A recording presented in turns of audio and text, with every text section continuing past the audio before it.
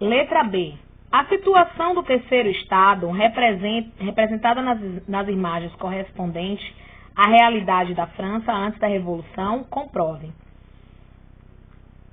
A situação do terceiro estado representa nas imagens correspondentes à realidade da França antes da Revolução. Se a gente for observar, as duas imagens, elas representam, né, aquelas imagens anteriores, da questão anterior, que ainda estou complementando ela. Só que a diferença é que na primeira imagem mostra-se um sentido de uma relação de servidão, como eu falei anteriormente.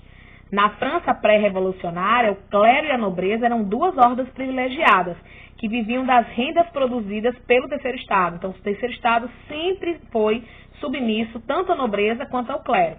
A autoridade era o rei. Assim, o terceiro estado era sempre o que sustentava os demais e era extremamente sobrecarregado pelos impostos, taxas, obrigações que davam sustento a toda a corte, a Igreja Católica e a nobreza.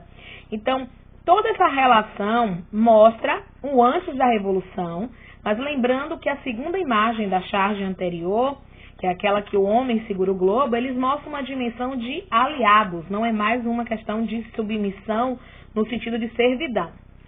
Letra C. A imagem B foi publicada há menos de um mês da Revolução. Vou voltar à imagem.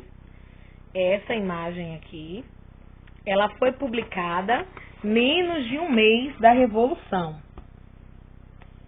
Explique o que representaria, nesse contexto, a cena do globo azul carregada por um homem enquanto os outros dois fingem que a ajuda. É o que eu falei anteriormente, né?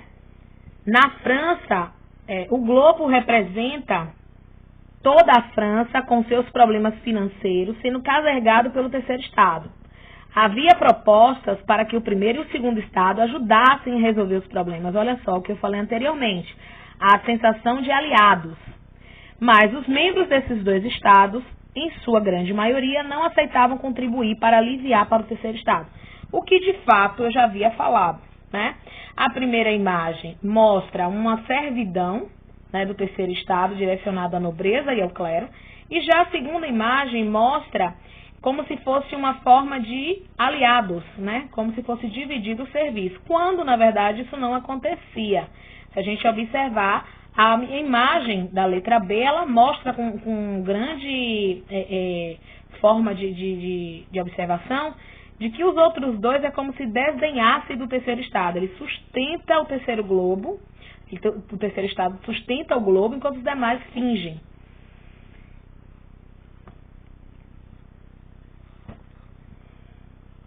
Agora, observe outra imagem. Gostaria que vocês observassem bem essa imagem, né? Parece aparentemente uma nobreza formada, até pelas vestimentas. Analise a imagem no contexto histórico anterior à Revolução Francesa. Identifique o que representa cada uma das seguintes pessoas ou situações retratadas. Os homens de casaco vermelho e azul e a reação deles. O que representa? O rei e seu ministro, perplexo, verificam o tesouro real, recurso arrecadado pela população, estava vazio e o que era necessário uma solução. Observe que é um contexto anterior à Revolução, né? Eles começam a observar que o que eles tiram da população ainda é pouco, né? Eles observam que o tesouro real, que é o que sustenta tanto a nobreza quanto o clero, estava defasado, que eles precisariam encher os cofrinhos, né? A realidade era essa. Nem que isso garantisse que fosse a falência de todo o terceiro estado. Os dois homens que estão saindo, qual a representação deles? Eles representam o clero e a nobreza, categoria parasitária, que estão levando o dinheiro do tesouro real. Então, os dois aqui, esses dois, o de casaco vermelho e casaco azul, representam o ministro e o rei preocupados, porque os privilégios dotados ao clero e à nobreza são extremamente devastados, né? Mexendo nos cofres mesmo da França. A gente vê que a França entra em declínio financeiro e mesmo assim, tanto a nobreza quanto o clero, eles pouco se importam. O que eles desejam é que tenha seus privilégios e aquilo que é direcionado a si. Então, para eles, pouco importa. O que vale é que eles sejam subsidiados.